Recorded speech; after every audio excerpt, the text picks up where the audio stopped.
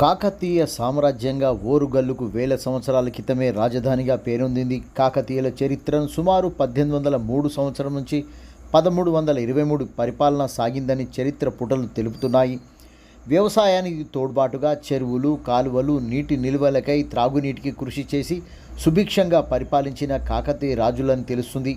స్వాతంత్రానంతరం ఎన్నో మార్పులు చేసుకున్న పరిస్థితి కనిపిస్తుంది. హైదరాబాద్ నగరాన్ని తెలుగుదేశం పాలనలో ఐటీ కంపెనీలకు పెద్దపీట వేసి సంవత్సర కాలంలో హైటెక్ సిటీ నిర్మాణంతో ఇన్ఫర్మేషన్ సాంకేతిక రంగం అభివృద్ధి బాటలో పడింది.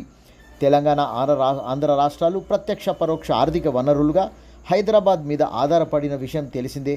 ప్రపంచ దేశాలలో అన్ని పట్టణాలకు అభివృద్ధి చెందే విధంగా ప్రణాళికలు అమలు చేసుకుంటున్న పరిస్థితులు కనిపిస్తుంటాయి. ఒకే దేశంలో ఎన్నో ఆర్థికంగా పటిష్టమైన వనరులతో నగరాలు ఏర్పడ్డాయి. తెలంగాణ రాష్ట్రంలో రాష్ట్రం విడిపోయిన నాటి నుండి గత పాలకుల పరిపాలనలో తీవ్రమైన అప్పుల్లో తెలంగాణ రాష్ట్రం కూరుకుపోయిందని ఆర్థిక రంగ నిపుణులు తెలుపుతున్నారు. తెలంగాణ రాష్ట్ర బడ్జెట్ ద్వారా కూడా తెలుస్తుంది.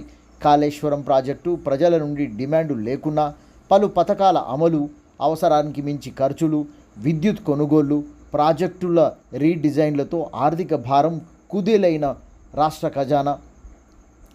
ఒకే నగరం ఇలాంటి భారీ అప్పులను తీర్చడంతో పాటు నగరాల విస్తరణ కార్యక్రమం వరంగల్ అభివృద్ధికే శ్రీకారం చుట్టిన కాంగ్రెస్ ప్రభుత్వ ముఖ్యమంత్రి రేవంత్ రెడ్డి మరియు మంత్రివర్గం.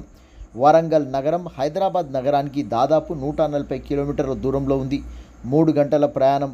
రహదారుల విస్తరణ, వరంగల్లోని మురికి కాలువల ఆధునీకరణ, రోడ్ల విస్తరణ, ring road, under ground drainage నిర్మాణం, ఎయిర్పోర్టు, కాళోజీ క్షేత్రం, ఎయిర్పోర్టు నిర్మాణం, ఎంజీఎం ఆసుపత్రిని సూపర్ స్పెషాలిటీ ఆసుపత్రిగా తీర్చిదిద్దేందుకు ప్రభుత్వం కంకణం కట్టుకుందని ప్రకటించిన రేవంత్ ప్రభుత్వం అవసరమే అయ్యే ప్రణాళికను సిద్ధం చేయాలని వివిధ శాఖల అధికారులను ఆదేశించిన సీఎం రేవంత్ రెడ్డి హైదరాబాద్ నగరానికి సమాంతర నగరంగా అభివృద్ధి పరిచేందుకు శ్రీకారం చుట్టిన తెలంగాణ రాష్ట్ర ప్రభుత్వం జిల్లా ఇన్ఛార్జి మంత్రికి పొంగులేటికి 20 రోజులకోసారి సమీక్షా సమావేశాలు జరిపి పనుల వేగవంతానికి కృషి చేయాలని సూచించిన సీఎం